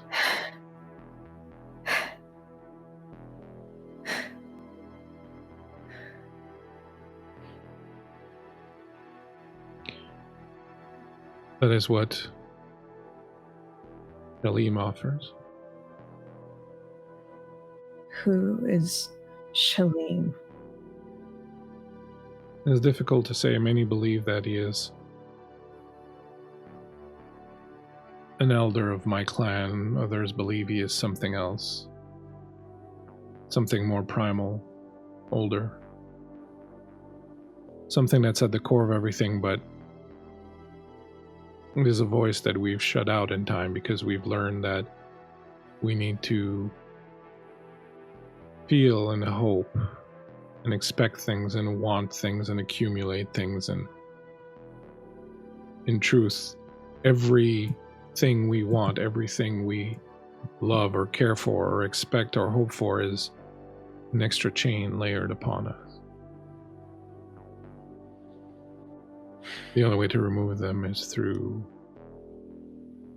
complete self-abnegation, to remove yourself from that equation, put yourself above it, outside of it. Allow none of it to touch you, all of it flowing around you, but never through you. Is this how you feel all the time? I am not perfect. I have not been long on the path, but most of the time, I'm able to make clear-headed decisions, like when I decided that we needed to participate in the Voldery.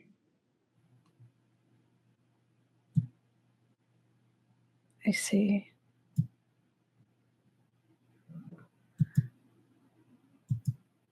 Why have you never mentioned anything about this until now? Because I've known you for 2 days. Sorry, 2 nights.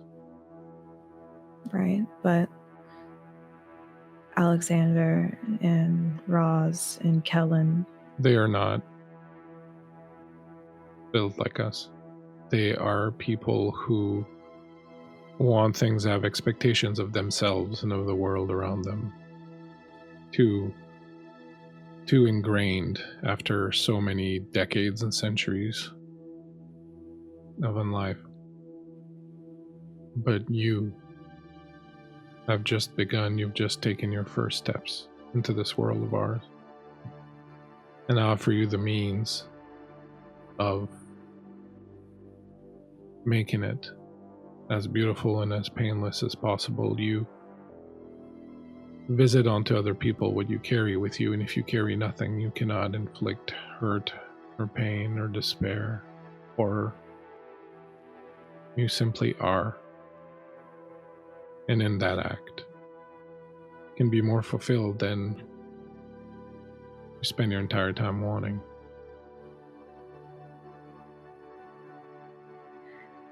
can I give that to her, to Lauren? Can I?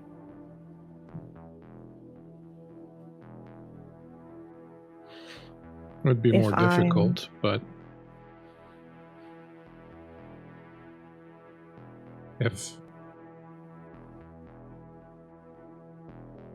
we teach her well.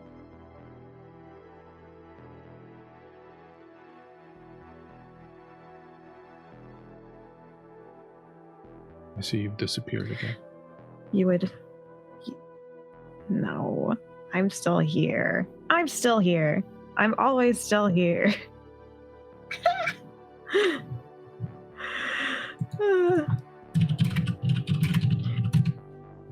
He says, Alexander offers you a way and a path. And I offer you a different one. And as I release you back to think upon this and make your decision, I will simply say this. Does Alexander look happy to you? Does Alexander look at peace to you?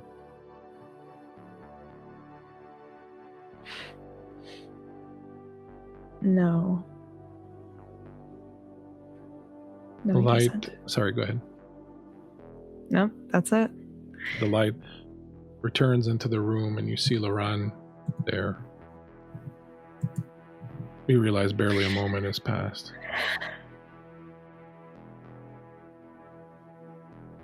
As you think on all of this, Ross. I'm gonna get him.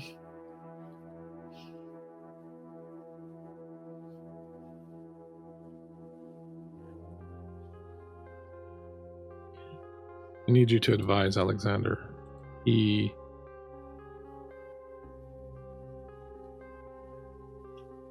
needs to be swayed away from serving his sire and her master. Advise him away from the pyramid.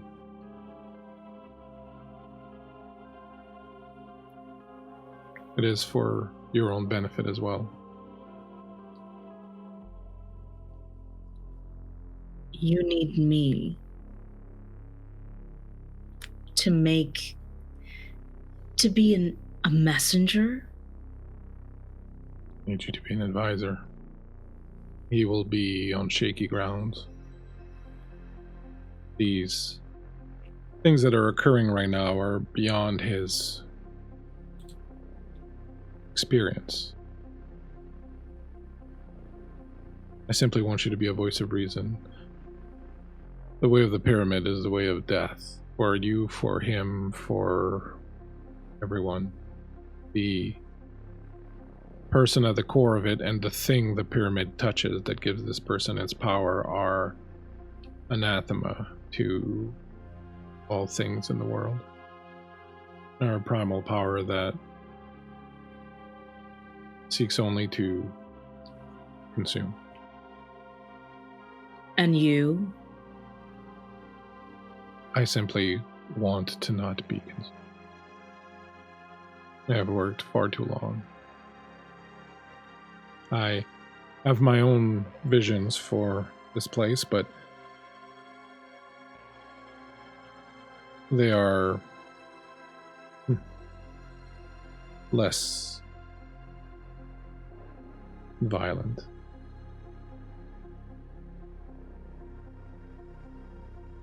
I've yet to decide, Ross, if you're the perfect servant or if you'll one day deserve the role of master.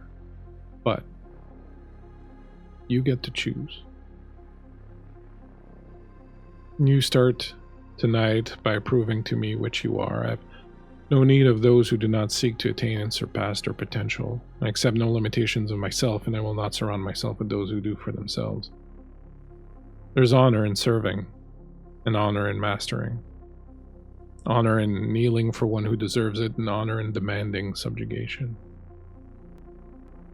What matters is knowing what your role is, and how to become the best at it. Subjugation is not pejorative if the ones who are subjugated are so by choice. There's comfort in structure and order. Everything has its place. Every part of the machine doing its job and doing it to their utmost capacity. Either way, your potential is unlimited. with the right influence behind you. Seek counsel with your sire if you must, but decide quickly. Your future is yours to write. You must begin tonight.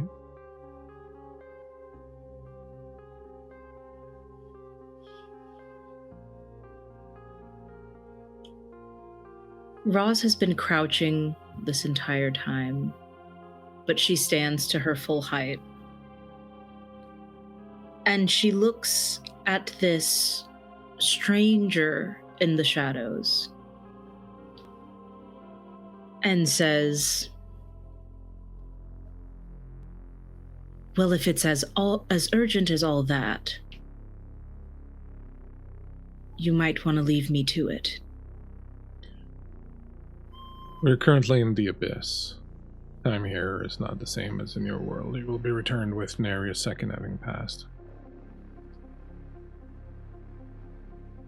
When you are ready to decide,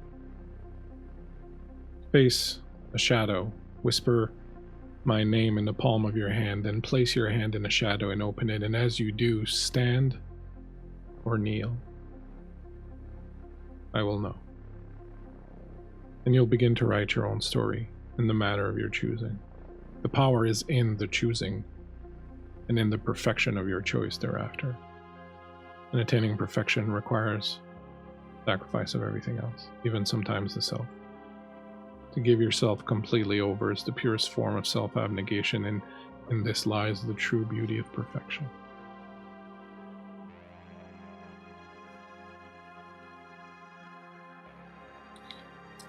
What is your name? My name is Shalene. Light rose around you. You see again. Right, sorry, I'm back. Need a moment?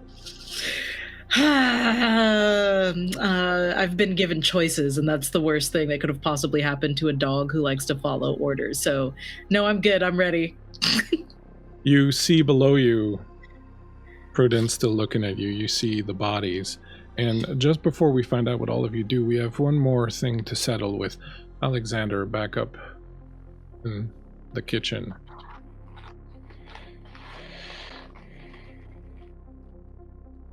She says, your sire, that is.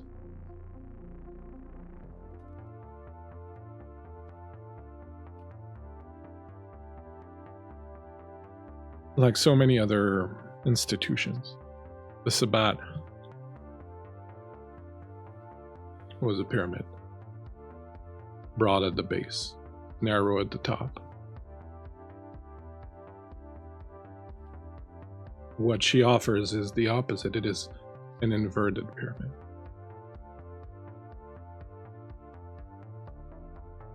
The further up you go, the more people there are. The more support, the more connections, the more pack members, if you will.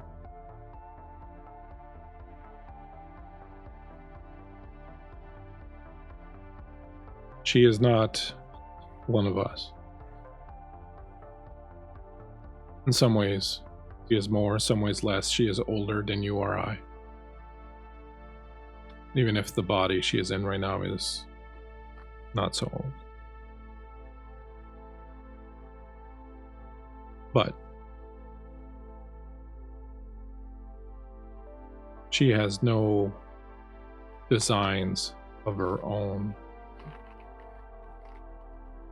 She exists to see change. And so she is perfectly happy letting us decide what we make of this place and how we change it, as long as we change it.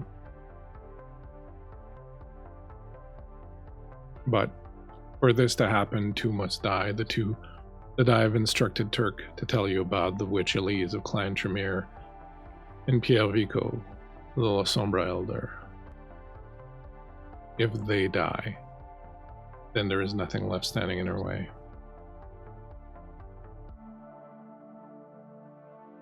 And then you can sit at a table, pour yourself a glass of the finest Vita you can find, and you can put down on paper what it is that you want, and then you can set about getting it. I will not be your lord, I will not be your master, I will not order you, neither will she.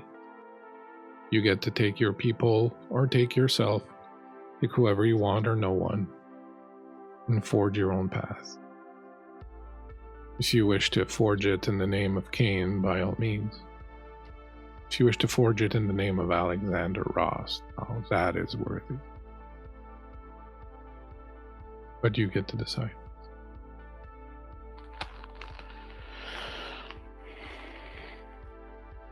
You act like there is a bifurcation, a separation of those two things. There is not, then your choice will be simple.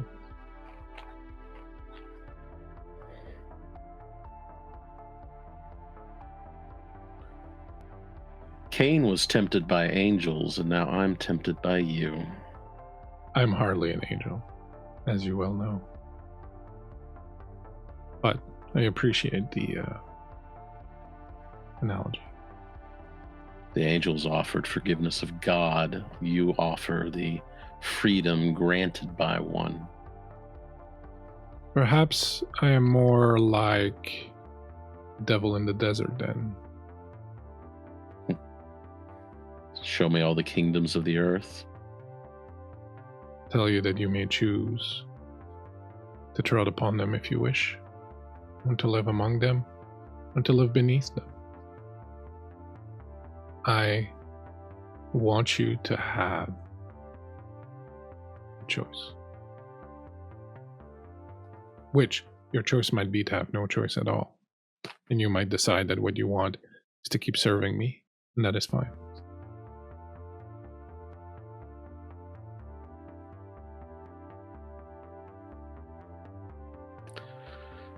Not by your forgiveness, but by my own will I live. I would expect nothing less. You have always been most competent.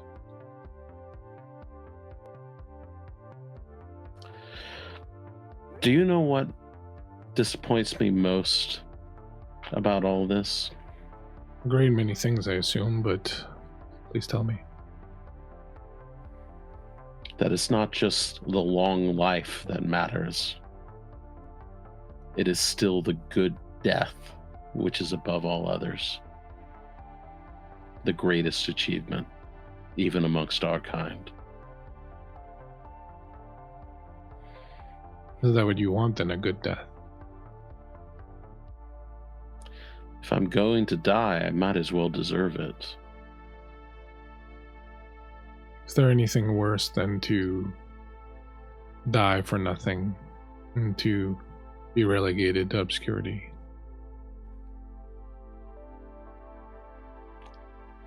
There's plenty worse. There's to live forever, crawling underneath the expectations of others. Well, regardless of what you do now, you're free from that since the Sabbat is done. You wake up tomorrow to a night where you have no obligations other than those you impose on yourself, or those you let other impose on you. It's brave new night, Alexander, and I really wonder if you're ready for it. To the long life and the good death, Anabelle. I'll be seeing you soon. She smiles. Light comes back up. You find yourself finishing your sentence to Turk. The fuck? Turk looks at you and grins. Hey man, I just delivered a package. I don't look in it, but what I was told is all you gotta do, drain them out, feed them some blood, they'll be ready to go. And they will listen. Noted. As you say that, Roz, and I just want to check in with Roz 1 second and check in with Miriam, do you want to do something where you are, or are you coming into the kitchen? Because if you're coming in the kitchen, you can just come in now, but if you want to do something, we'll do that, and then we'll see. No, coming into the kitchen. As am I. Alexander, is there something you would like to do before people start piling in? No, I think I'm quite done. 2 doors open at the same time. Miriam and Roz step into the kitchen. You find Alexander and Turk staring out the window. The remnants of some sandwiches on the table. Alexander, Yes, Roz. tell Kurt to leave. Turk, Leave. Yeah, I got it. your package has been delivered. Oh, you want me to leave? You're gonna get light in about 4 hours. The neighborhood's gonna wonder why there's a bunch of bodies piled up in your driveway. Just saying. We'll handle it. We've handled worse. I know. I remember I know all how that, to man. contact you in the usual way. Oh yeah, around here you can't, you gotta be careful with the phone, so he grabs a piece of paper and he scribbles something on it. There's an address. In person only.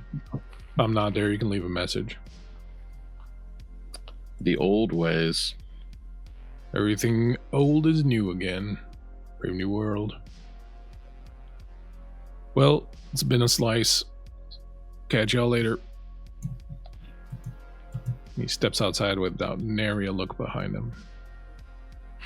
Miriam, who had not looked outside at any point until this moment, looks outside, watching him leave. What the fuck? Long story. Did you feed her? No, not yet. I got distracted by something. Say more. There was darkness, and Clovis spoke to me about nothing. I mean that quite literally. I don't know where he is. He offered me something about some elder in the Sombra,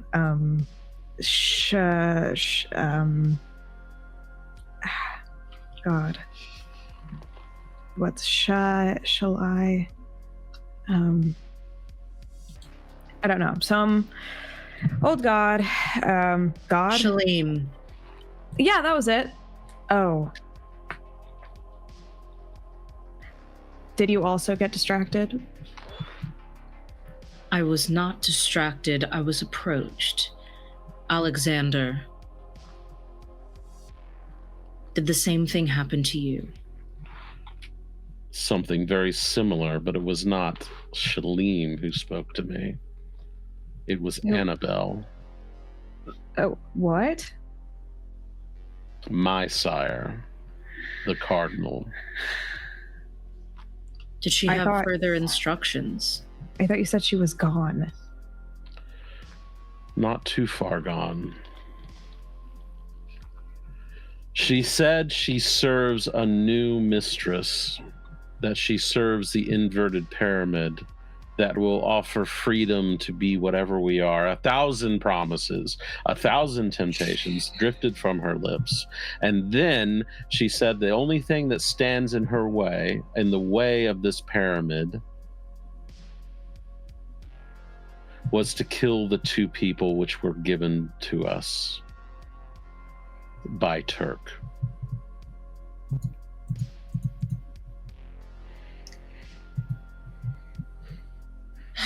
She spoke of how the Sabbat was at an end and how our mission was pointless, and I do not believe that Cain would so callously abandon his childer.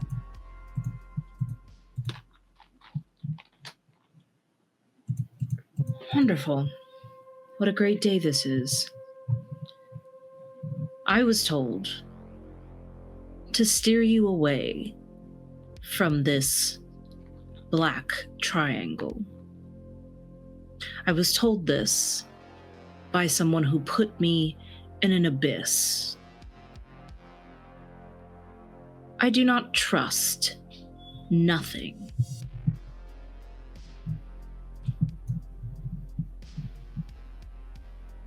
What do we do?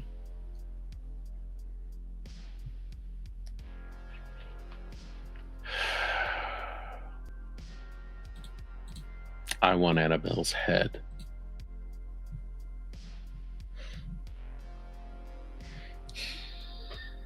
The enemy of my enemy is my friend. We could approach these two. If Annabelle wants them dead so badly, maybe they might help us.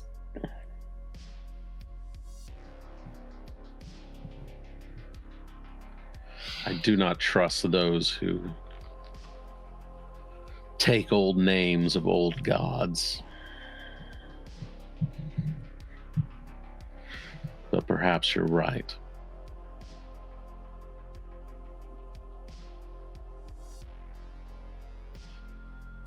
Damn it, if this is going to be the last of us, if all is despair, if there is nothing left of all that we have devoted ourselves to, they want us to simply adapt, be free.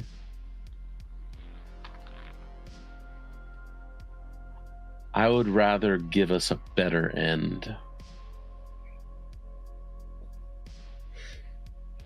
And I would start with her. Where is Clovis? Far away from here if he is smart. He said he was still a part of our pack.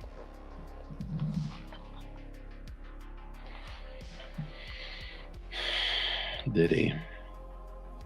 Yes. Trying to tempt the newest and most impressionable of us into nothingness would suggest otherwise.